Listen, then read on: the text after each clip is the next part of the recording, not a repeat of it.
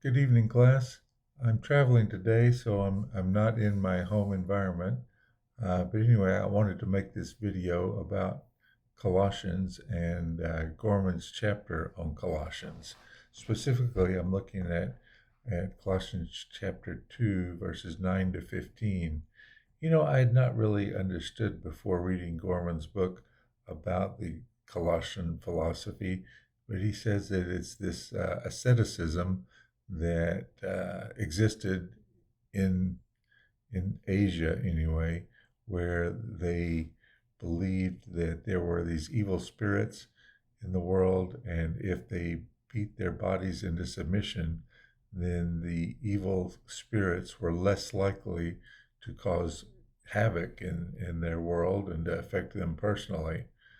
Uh, but anyway, Paul is writing to the Colossian people saying, you don't need to be concerned about that anymore. He's saying that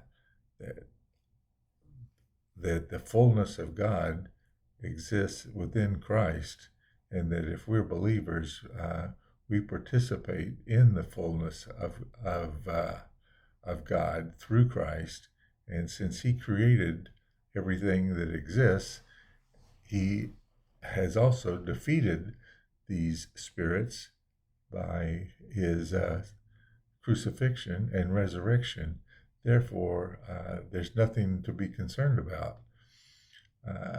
Going back to Colossians 2:8, he says, be careful not to allow anyone to captivate you through an empty, deceitful philosophy.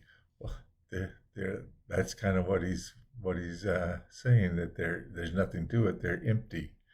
And people who tell you to be afraid are deceitful. He says, deceitful philosophy, that is, according to human tradition and the elemental spirits of the world, and not according to Christ.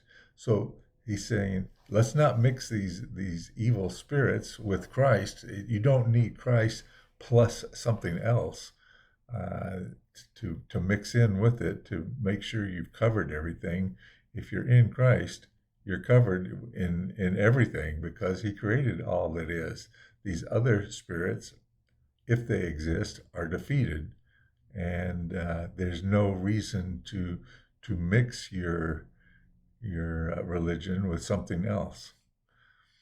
Then he goes on to talk about circumcision, that circumcision removes a piece of flesh, and that if we're buried with Christ through baptism, and baptism representing the new form of circumcision, then our whole bodies are washed clean, and not just one piece of flesh. And so it's like circumcision cubed, much more powerful than the old tradition. So he's saying, therefore, we don't need to be concerned about following these works of the law, that what we need to do is be baptized with Christ and realize the power that we have through Him over evil spirits. He says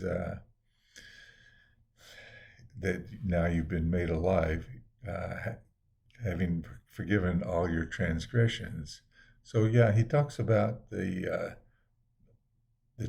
our transgressions were nailed to the cross. So basically, when we become believers, all of these aspects of the law that we weren't following, Christ has nailed them to the cross, and we're no longer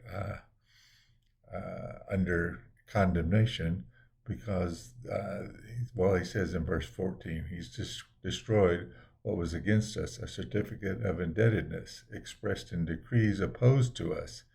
He has taken it away by nailing it to the cross. Disarming the rulers and authorities, He has made a public disgrace of them. Wow, this has gone beyond, don't worry about them, but these spirits and rulers and authorities are now a public disgrace. We have the triumph.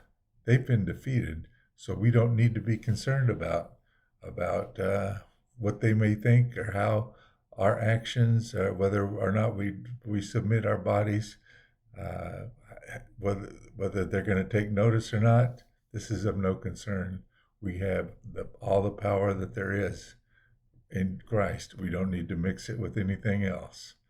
Anyway, I thought it was an interesting chapter. Hope you have a good day. Bye.